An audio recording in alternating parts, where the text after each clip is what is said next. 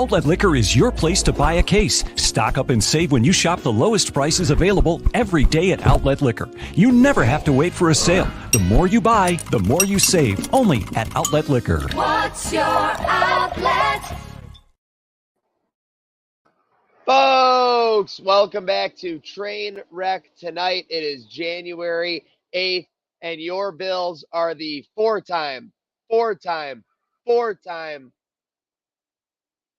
AFC East Division champions. Big win over the Miami Dolphins last night in South Beach. Getting it done in surprising ways. It was a come-out game for Sherfield. It was a come-out game for Deontay Hardy making big plays. But the big question is, was Slick making big plays at Rec Room? Let's go. You don't stop.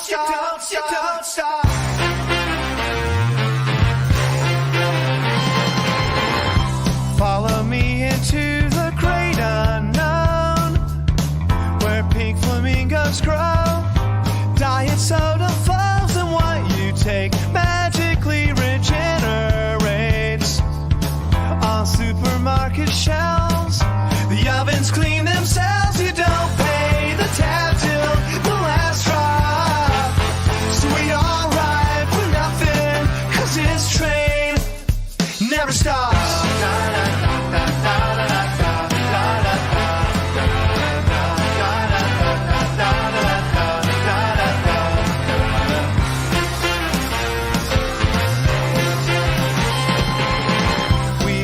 Good team, me and you, we do. You can scratch my back, and I'll scratch my back too. And everyone is welcome at the party, yeah.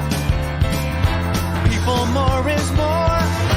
Are we all on board? You don't pay the tab till the last drop. So we all ride for nothing, 'cause this train never stops.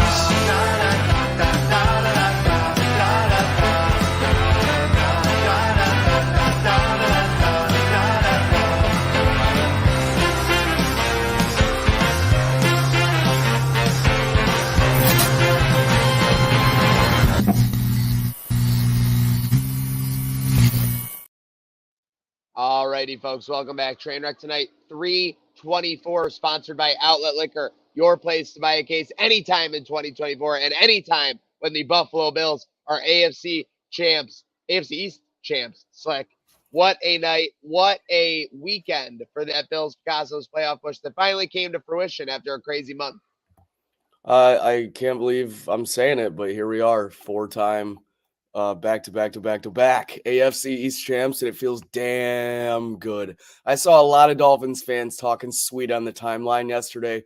I'm sure it felt really good down there in Miami to rub it in their face, because it looked like a home game, Zach.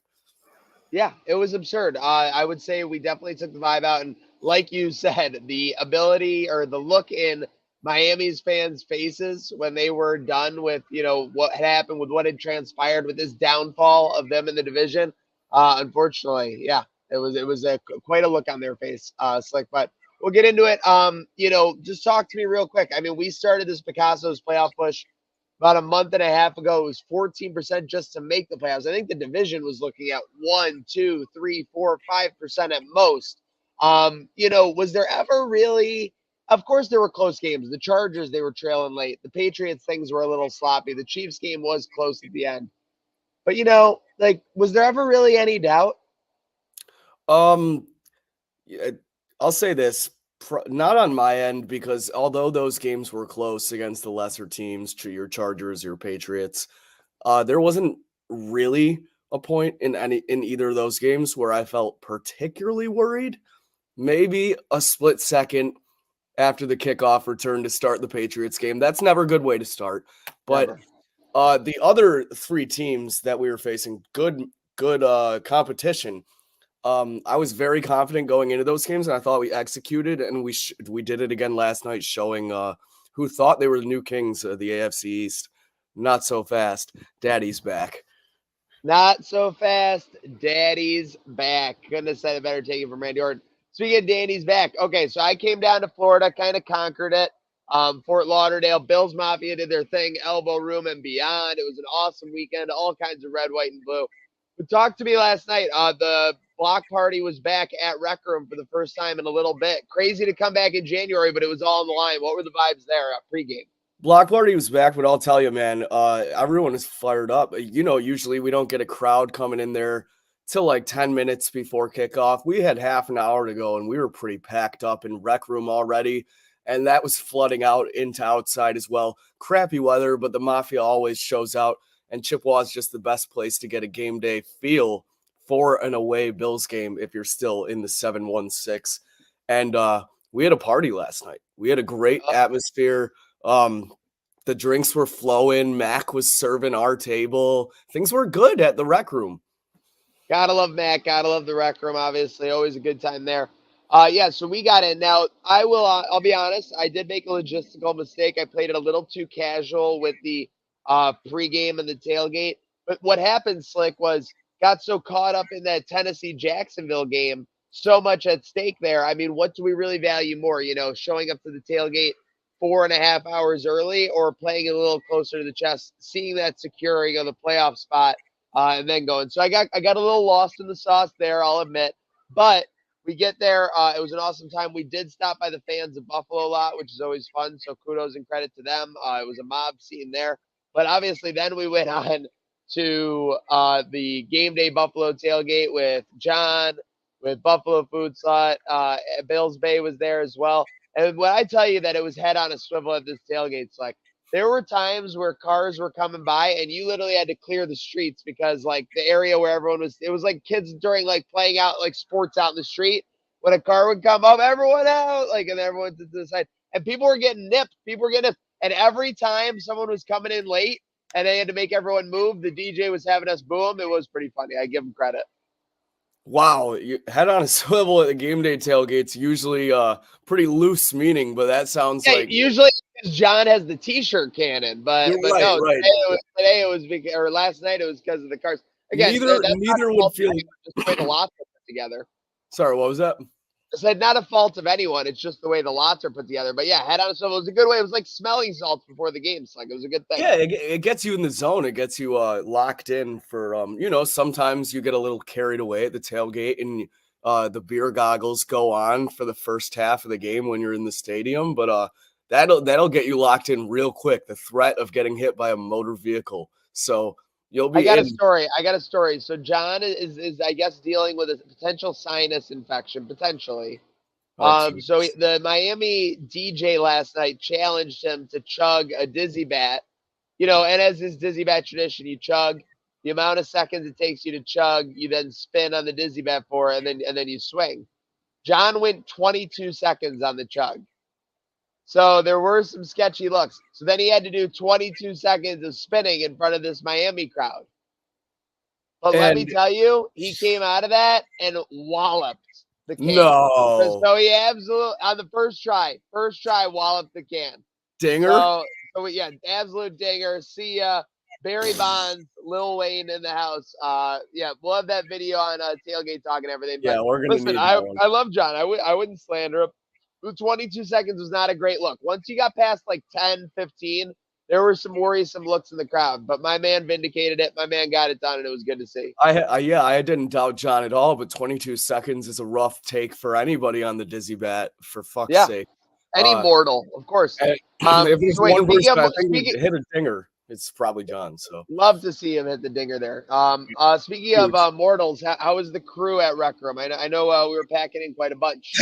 Yeah, solid. We had producer Don was there. We had affiliates, Ali, Killicam, big squads, Baby Gasha and her crew.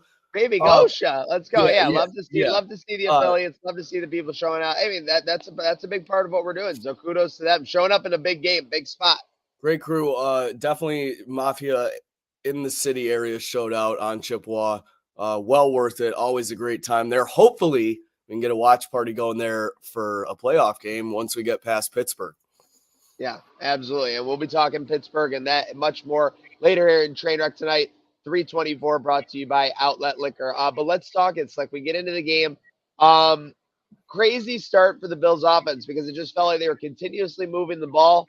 Felt like the defense was not an issue until it got to that red zone, and then 2 miscommunications, or I guess a long 4th down and a slip from Gabe Davis, and you end up with basically only 7 points in that first half. A little bit worrisome, maybe a little bit nerve-wracking amongst the crowd. Yeah, for sure. I don't think there was too much worry when we were down 14-7 going in at half, but definitely the first half, a lot of things seem to be moving, but not getting anything out of it per se. There's a lot of coming up short, some 3rd and longs as well, but the interceptions for me, I think it takes the breath out of the crowd at Rec Room for sure when anytime Josh throws an interception. But I think it was that second one where you got to look at it from like a field of play point of view, and we were going for it on 4th, and I forget the yardage, but you would have given them the ball at the 40 had you not converted there, as opposed to throwing that taking a shot and getting picked off in the end zone.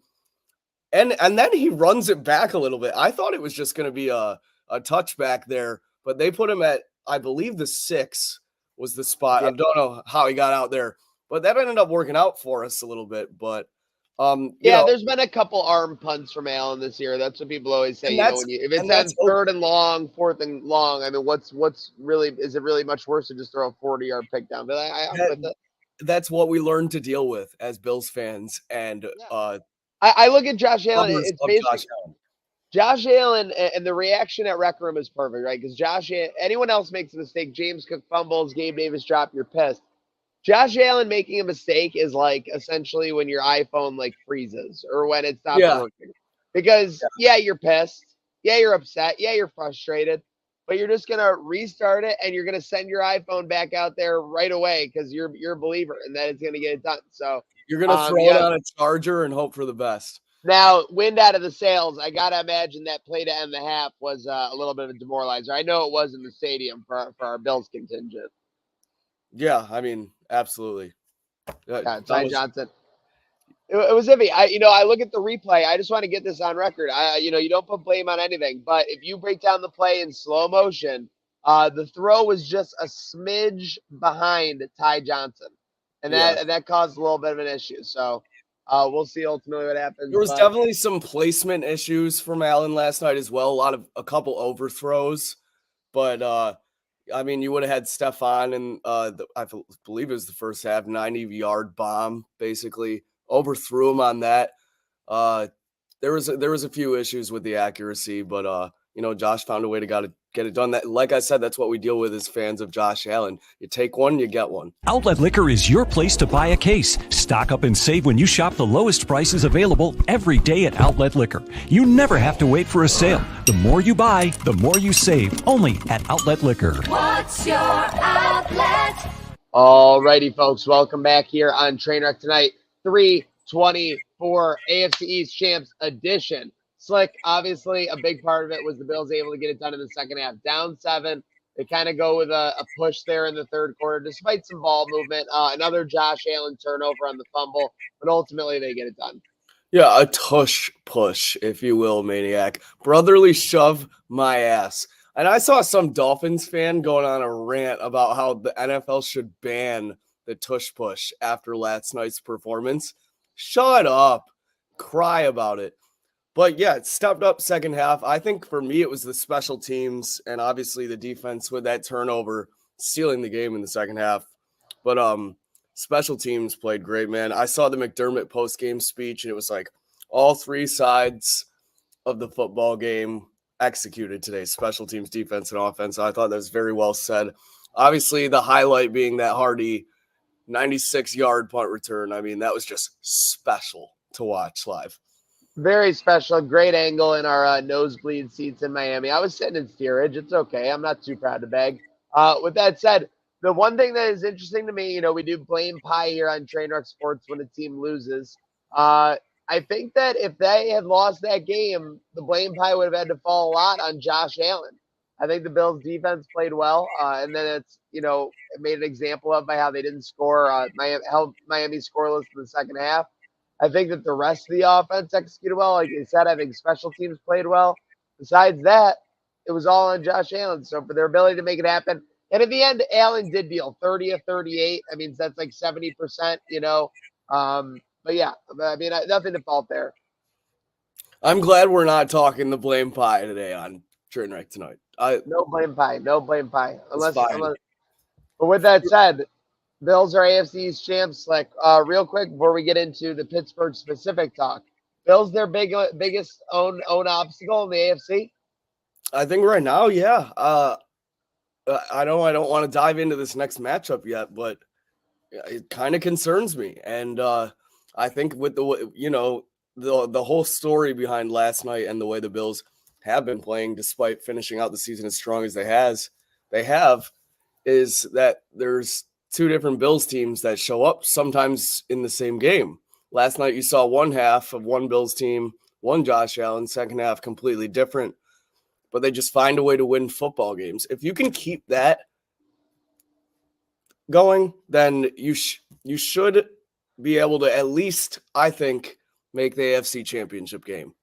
But it's a matter of which team shows up, which Josh Allen shows up. This Pittsburgh defense is not going to let up on these opportunities that you could have with making Josh Allen fumble the ball, turn the ball over, and they're going to capitalize. I know this offense has had a lot of inconsistency in Pittsburgh in terms of personnel, but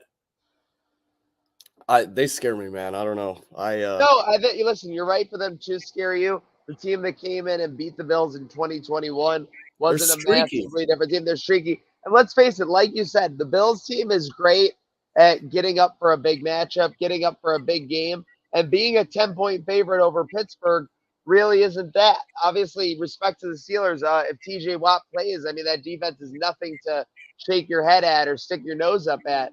But at the end of the day, the Bills thrive off these big matchups, and they're going to have to find a way to kind of reinvigorate themselves. Home playoff matchup. I mean, let's go. It's full throttle. It's time to execute. It's time to go 1-0 4 straight times. Like, for sure.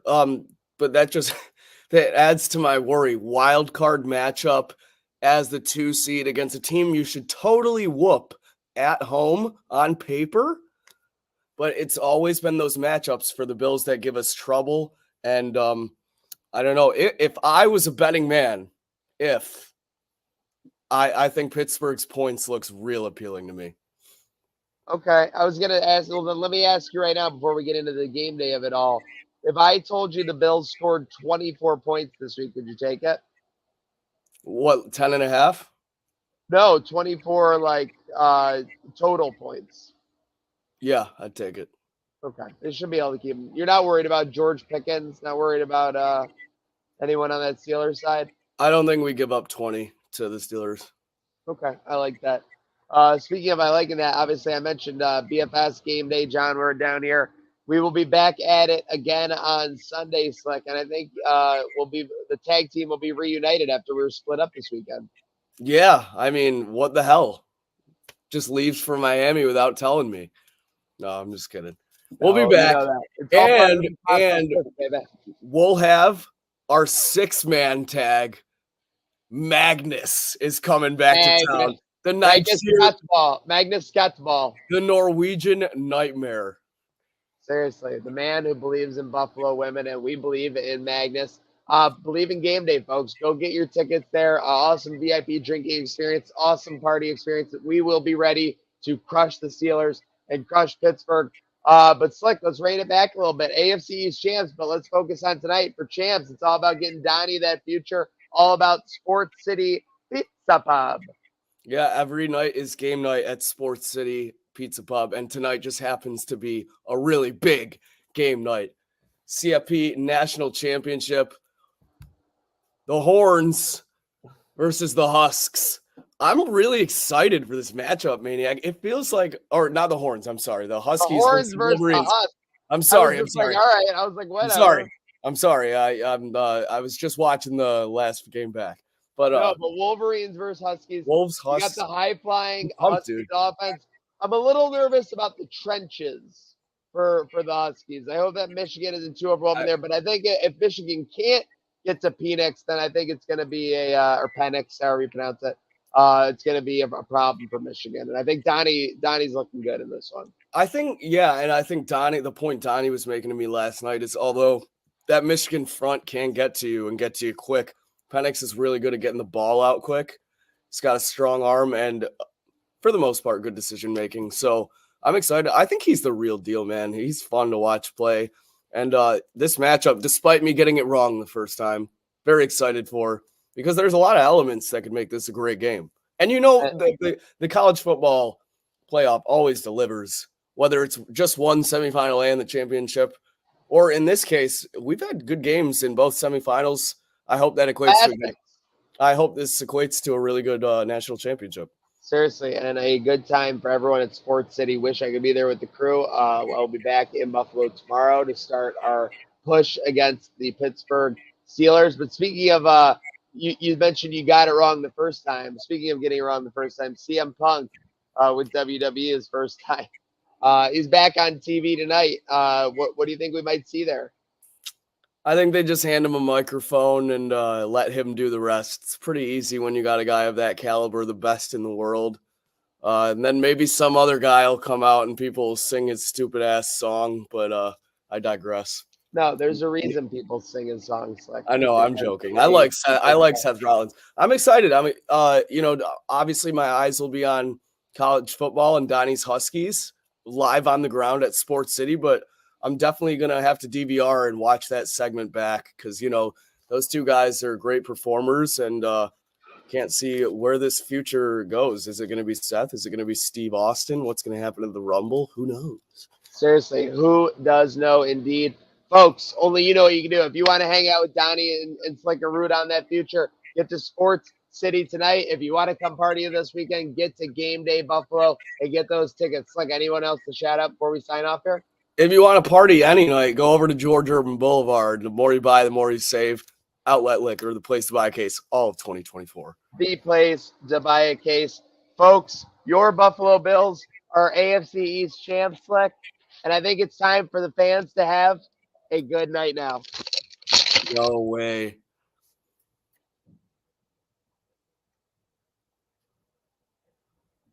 Oh!